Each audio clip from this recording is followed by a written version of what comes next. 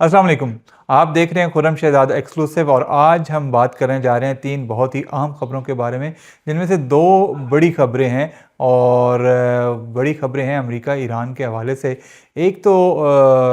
America में बात चल रही है कि ट्रंप की ज़हनी बीमारी के बारे में। बातें काफ़ी देर से चल रही हैं, लेकिन कल रात जो ट्रंप ने ट्वीट की है, पोस्ट की एक्चुअली उन्होंने अपने ट्रुथ सोशल प्लेटफ़ॉर्म पे, वो उसमें इतनी उन्होंने गंदी ज़ुबान इस्तेमाल की है और ऐसे वो क्या कहते हैं कि भयानक तरीके से, हवनक तरीके से उन्होंने बात की है कि उससे जिन लोगों को नहीं था एतबार उन ख़बरों पे कि ट्रंप को कोई ज़हनी बीमारी है, वो भी अब उस बारे में सोचना शुरू हो गए हैं कि क्या वाक़ई उन्हें ज़हनी बीमारी है? क्योंकि दुनिया की सबसे बड़ी सुपर पावर के सदर की जानिब से इस तरह की बातों की तवक्को नहीं की जा सकती। तो एक तो हम उस बारे में बात करेंगे कि वो क्या माजरा है, उन्होंने क्या ऐसा कहा है और क्या बातें चल रही हैं और क्या वो वाक़ई ज़हनी मरीज़ हैं कि नहीं हैं, और इस बारे में जो अमेरिकी हुकूमत है, उनका क्या मौक़िफ़ है और उन्होंने क्या इशारे दिए हैं, और अमेरिकी अवाम और दूसरे जो वहाँ पर लोग हैं, वो इस बारे में क्या बातें कर रहे हैं, हम उस बारे में इज़हार ख़्याल करेंगे। फिर हम बात करेंगे जो पाकिस्तान ने फ़ार्मूला दिया है इस जंगबंदी के लिए और एक जामे मुआहदे के लिए अमेरिका और ईरान के माबैन, उसकी अब ईरान ने तस्दीक कर दी है। वो क्या फ़ार्मूला है और वो कैसे माहिदा होगा अगर होगा, और इस बारे में हम आपको ये भी बताएँगे कि उसमें जो पाकिस्तान के फ़ील्ड मार्शल हैं, जनरल सैयद आसिम मुनीर, वो क्या किरदार अदा कर रहे हैं, उस बारे में हम बात करेंगे। और फिर हम बात करेंगे जो दुबई में, जो दुबई की सरज़मीन है, वो कैसे पाकिस्तान के ख़िलाफ़ इस्तेमाल हो रही है, वहाँ से क्या पाकिस्तान दुश्मन कार्रवाइयाँ हो रही हैं। लेकिन सबसे पहले आप सब्सक्राइब कर लें खुर्रम शहज़ाद एक्सक्लूसिव को।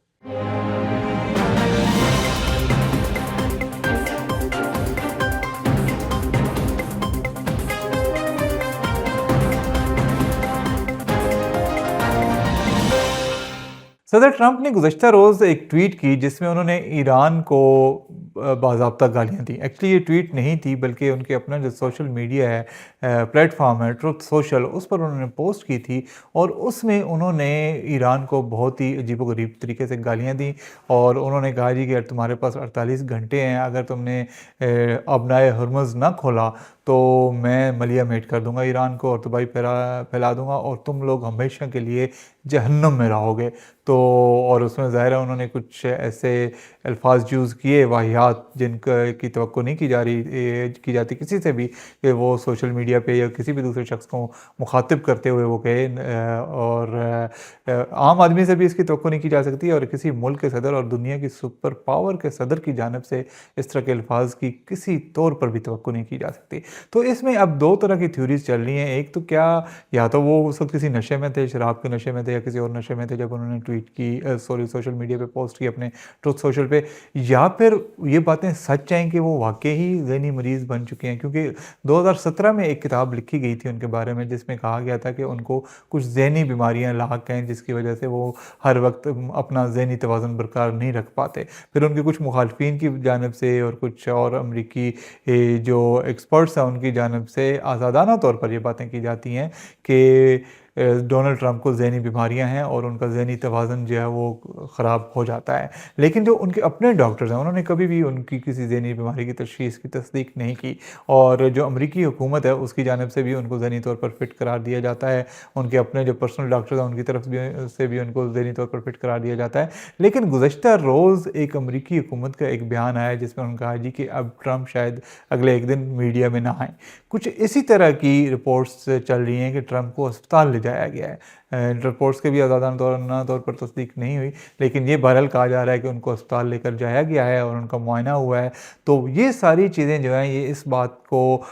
हवा दे रही हैं और इस बात को बढ़ा रही हैं और ये कह रही हैं कि ट्रंप वाक़ई ही ज़हनी मर्ज़ में मुब्तला हैं या नहीं मुब्तला, ये एक अलग बात है। लेकिन जिस तरह की पोस्ट उन्होंने की है उससे बहरहाल उन्होंने इस बात का सबूत ज़रूर दिया है कि वो किसी भी मुल्क के सदर के ओहदे के काबिल नहीं है। क्योंकि जितनी भी सख्त बात हो जाए, जितनी भी मुल्क एक दूसरे के ख़िलाफ़ हो जाएँ और जितनी भी जंग-ओ-जदल चल रही हो, सख्त लड़ाई चल रही हो, उसमें कम से कम ज़ुबान ऐसी इस्तेमाल की जाती है कि वो उससे दूसरे बंदे को ऑफेंड नहीं किया जाता। और दुनिया में बड़ी जंगें हुई हैं, जंग-ए-अज़ीम अव्वल, जंग-ए-अज़ीम दोम, फिर उसके बाद कई जंगों में सरेंडर करवाया गया है, सरेंडर डॉक्यूमेंट साइन हुए हैं और बहुत कुछ हुए। लेकिन आमने-सामने किसी को इस तरह की गालियों से नहीं नवाजा गया और ज़बान पर मुकम्मल कंट्रोल रहा है। लेकिन सदर ट्रंप ये आदाब भूल गए हैं और जिससे ये शक व शुबा हो गया है कि शायद वाक़ई उनको ज़हनी मर्ज़ लाक है, और अगर नहीं भी लाक तो वो ग़ालिबन नशे की हालत में इस तरह की पोस्टें करते हैं, और अगर नशे की हालत में नहीं करते, 80 साल के करीब उनकी उम्र है, तो फिर शायद ज़हनी तवाज़ुन उनका उसके मसाइल ज़रूर हैं और वो अपने आप को मुबर्रा समझते हैं आम जो आदाब हैं और अखलाकियात हैं उनसे। तो इस बारे में ज़ाहिर है उनके डॉक्टर्स ही बेहतर बता सकते हैं और जो एक्सपर्ट्स हैं वो बेहतर बता सकते हैं। लेकिन अब इन बातों में जो प्रोपेगेंडा होता था या जो अफ़वाहें होती थी या जो इत्तलात होती थी, उनके बारे में ट्रंप की इस पोस्ट के बाद अब उनको ज़्यादा वज़न मिल रहा है। बहरहाल ये तो जो भी है चलता रहेगा। दूसरी तरफ अमन मुज़ाकरात जो ट्रंप के नायब हैं जेडी वेंस उनके साथ चल रहे हैं और स्टीव विस्टकोफ के साथ चल रहे हैं, और इस बारे में आम खबर ये है कि पाकिस्तान के field marshal general Syed Asim Munir साहब गुज़श्ता पूरी रात, ये रॉयटर्स ने खबर दी है कि गुज़श्ता पूरी रात वो अमरीकी नायब सदर से और ईरान के वज़ीर ख़ारजा अब्बास अराग़ची से राब्ते में रहे हैं, और पाकिस्तान ने एक ऐसा फार्मूला पेश किया है ईरान और अमेरिका दोनों को, जिस पर चल के पहले 45 रोज़ की जंगबंदी होगी और उसके बाद एक जामे अमन माहिदा किया जाएगा दोनों ममालिक के माबैन। अभी इस फार्मूले के नुक्ते बाहर नहीं आए, लेकिन बरतानवी न्यूज़ एजेंसी रॉयटर्स उसने ये खबर दी है, और इसी से मिलती जुलती खबर अमरीकी एक न्यूज़ एजेंसी ने भी दी है, और ये दोनों इदारे ये कह रहे हैं कि पाकिस्तान का फार्मूला जो है वो अमरीका भी उस पर गौर कर रहा है और ईरान भी गौर कर रहा है, और ईरान ने तो तस्दीक कर दी है कि उन्हें वाकई फार्मूला मिला है। बल्कि अभी जब मैं ये वीलॉग करने शुरू करने वाला था तो उससे चंद लम्हे पहले मैंने खबरों का जायज़ा लिया, तो उसमें ईरानी हुकाम की तरफ से एक बात की गई कि उन्होंने इसका जवाब तैयार कर लिया है और वो जवाब जल्द ही पेश करेंगे कि वो जो शराइत आयद की जा रही हैं या जो बातचीत चल रही है अमन मुज़ाकरात के लिए या जंगबंदी के लिए, उस पर उन्होंने अपना मौक़िफ़ और मुफस्सल जवाब तैयार कर लिया है, और उस जवाब का ऐलान जल्द किया जाएगा। वो ग़ालिबन पाकिस्तान के हवाले किया जाएगा और फिर पाकिस्तान के ज़रिए अमेरिका को भिजवाया जाएगा, या फिर पाकिस्तान में अगर मुज़ाकरात होते हैं तो उस दौरान उसको ज़ेरे बहस लाया जाएगा। तो ईरान उस पर अपना मौक़िफ़ दे रहा है कि हम जंगबंदी करेंगे। अब जो ट्रंप की डेडलाइन है वो कल एक्सपायर हो रही है, कल शाम को, और उस पर देखते हैं कि क्या होता है, ट्रंप क्या करते हैं। उससे पहले जंगबंदी की तरफ कुछ मुसलसल पेशरफ्त होती है और उस पर अमल होता है, लेकिन अब तक की इत्तलात के मुताबिक पाकिस्तान इसमें सरतोड़ कोशिशें कर रहा है, और इसमें जो लीड ले रहे हैं वो पाकिस्तान के field marshal general Syed Asim Munir हैं, जो मुसलसल राब्ते में हैं अमरीकी हुकाम से और ईरानी हुकाम से, और पाकिस्तान की ये कोशिश है कि किसी न किसी तरीके से ये जंगबंदी हो जाए, और जो जंग का अगला मरहला आने वाला है जिसमें अमेरिका ने धमकी दी है कि वो पूरा ईरान तबाह कर देगा, और ईरान ने धमकी दी है कि वो पूरा ख़ित्ता तबाह कर देगा, और ईरान ने यह भी कहा है कि अगर ईरान पर एटम बम इस्तेमाल किया गया तो उसके, या अगर ईरान की एटमी साइट्स पर हमला किया गया तो उससे जो ताबकारी निकलेगी उसके असरात ईरान से ज़्यादा खलीजी ममालिक तक जाएंगे, क्योंकि ईरान के माहिरीन के मुताबिक जो हवाओं का रुख है और जो एक मल्ल वकू है उससे खलीजी ममालिक ज़्यादा मुतासर होंगे। तो एक बड़ी मुश्किल सूरत हाल है, बड़ी पेचीदा सूरत हाल है, और बड़ी जो है नाजुक सूरत हाल है, और उसमें उससे बचने की कोशिश कर रहा है पाकिस्तान, और पाकिस्तान की कोशिश है कि जंगबंदी हो जाए, और इस सिलसिले में मुसलसल राब्ते में है पाकिस्तान और अभी तक कोशिशें कर रहा है। हम उम्मीद करते हैं कि पाकिस्तान की ये कोशिशें कामयाब हो जाएंगी। एक और अहम बात कि पाकिस्तान ने इस फार्मूले को इस्लामाबाद अकॉर्ड का नाम दिया है, तो अगर ये हो जाता है तो हमारे लिए बड़ी खुशकिस्मती होगी कि इस्लामाबाद अकॉर्ड के नाम से जाना जाएगा, और इसके तहत दोनों ममालिक के दरमियान जंगबंदी होगी और फिर आगे चलकर एक जामे मुआहिदा होगा। इतना हमें मालूम हुआ है कि ये जो जामे मुआहिदा होगा इसमें ईरान की न्यूक्लियर जो कैपेबिलिटी है उसके बारे में भी बातचीत शामिल है, और उसमें भी उसको भी इसमें रखा जाएगा और उस पर भी कुछ मामला तय होंगे। तो देखते हैं, दुआ करते हैं कि ये जल्द तय पा जाए। लेकिन इसके साथ साथ अब हम आपको एक और ख़बर से आगाह करते हैं। खबर तो वैसे डिस्कस होती रहती है, लेकिन जब आजकल चूँकि पाकिस्तान और मुत्तहिदा अरब इमारात के ताल्लुकात ज़ेर बहस आ रहे हैं, और इसमें ख़ासकर ईरान जंग के हवाले से और मुस्लिम उम्मा की जो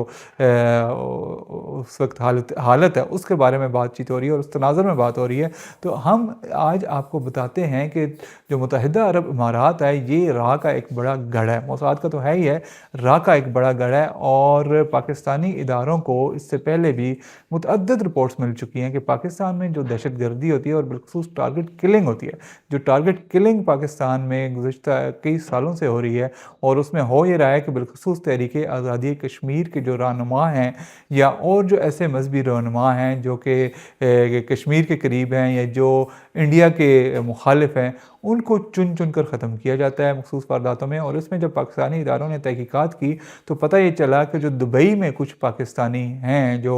वहाँ पर कम आमदनी वाले हैं या फिर अगर आमदनी मुनासिब भी है तो उनको इंडियन एजेंसी राह जो है वो लालच देकर वहाँ से दुबई से भर्ती करती है और फिर वो आते हैं पाकिस्तान अपने घर वालों से मिलने के लिए और इस दौरान वो वारदातें करके वापस दुबई भाग जाते हैं। इस सिलसिले में पाकिस्तान ने मुत्तहिदा अरब इमारात की हुकूमत से पहले बात की हुई है, लेकिन उनकी तरफ से कोई इसका मुनासिब जवाब नहीं दिया गया और उन्होंने आगे से टाल मटोल कर दी कि नहीं ऐसा तो नहीं है, ऐसा नहीं हो सकता। उसके अलावा आपको पता है कि पाकिस्तान के लिए वीज़े भी अरब इमारात ने बंद कर रखे हैं एक तवील अरसे से और उसके पीछे भी मुत्तहिदा अरब इमारात की जो पाकिस्तानियों के बारे में एक ख़ास सोच है, क्योंकि वो इंडिया और इसराइल के ज़्यादा करीब हैं तो वो पाकिस्तान को अपनी दूसरी सफ़ में खड़ा देखते हैं। और फिर उनका एक और बड़ा इल्ज़ाम है कि पाकिस्तान जो है वो पाकिस्तान के बहुत सारे बाशिंदे जो हैं ईरान के लिए वहाँ पे जासूसी करते हैं। तो मुत्तहिदा अरब इमारात चाहता है कि पाकिस्तान को अपनी जो दुश्मनी है ईरान के साथ उसमें घसीटे, तो इस लिहाज से उनके काफ़ी जो है आपस में मामलात ख़राब रहे हैं और इसी वजह से दुबई के वाले जो है वो पाकिस्तानियों को वीज़ा नहीं देते थे, दुबई के वीज़े नहीं लगते थे। और साथ उधर जो दूसरा काम हो रहा है वो ये है कि राह और मोसाद के लोग वहाँ से जो टेररिस्ट हैं वो भर्ती करके उनको पाकिस्तान भेजते हैं और यहाँ पर दहशतगर्दी की कार्रवाइयाँ करवाते हैं। और उसके अलावा जो बलूचिस्तान का मामला है, मैंने परसों के एक व्लॉग में आपको बताया था कि बलूचिस्तान में दहशतगर्दी में दिलचस्पी रखता है मुत्तहिदा अरब इमारात और वहाँ पे इनडायरेक्टली जो है सपोर्ट होती है अरब इमारात की वहाँ के दहशतगर्दों को। ये बात भी अप्रोच से रोशन की तरह आया है कि बहुत सारे बलोच दहशतगर्द दुबई में और अरब इमारात के दूसरे शहरों में रिहाइश पजीर हैं और उनको वहाँ पे आज़ादी है रहने की, आने जाने की है और वो फिर वहाँ पे जाते हैं, वहाँ से वापस आते हैं, कार्रवाइयाँ करते हैं और फिर वहाँ पे वापस चले जाते हैं। तो ये सारे मामला चल रहे हैं, लेकिन इसमें दिलचस्प बात यह है कि हुकूमत पाकिस्तान अभी तक दुबई के बारे में कोई मनफी बात नहीं कर रही, बल्कि आज भी एक तरदीद जारी हुई है वज़ारत ख़ारजा की जानिब से और उसमें कहा गया है कि ये बातें गलत हैं कि दुबई और पाकिस्तान के ताल्लुकात ख़राब हैं और या पाकिस्तान और मुत्तहिदा अरब इमारात किसी एक मुखालिफ रास्ते पर चल रहे हैं। उनका मुत्तहिदा अरब इमारात हमारा करीबी दोस्त और भाई है और ये इसके साथ हमारे बड़े अच्छे ताल्लुकात हैं, कारोबारी और मुआशी और सफारती, और ये हमेशा से रहे हैं और हमेशा से रहेंगे और इस पर जो है कोई बात नहीं होनी चाहिए। और पाकिस्तान आज भी मुत्तहिदा अरब इमारात को अपना दोस्त और भाई समझता है। पाकिस्तानी हुकूमत ऐसा क्यों कर रही है? वो यकीनन इसलिए कर रही है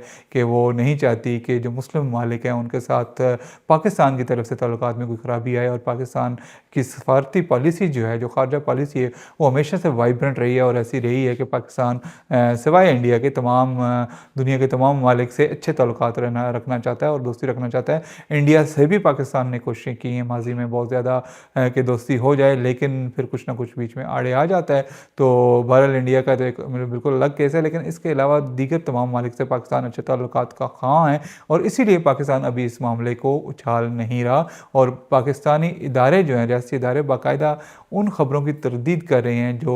मीडिया में चल रही हैं कि किस तरह अरब इमारात पाकिस्तान से दुश्मनी मोल ले रहा है और पाकिस्तान के ख़िलाफ़ इस वक्त कार्रवाइयों में वो मुलव्वस हैं। तो यही पॉलिसी है इस वक्त पाकिस्तान की। आज तक के लिए इतना ही है और कल हम आपसे मिलेंगे फिर नई खबरों और नए तबसरों के साथ। उम्मीद है तब तक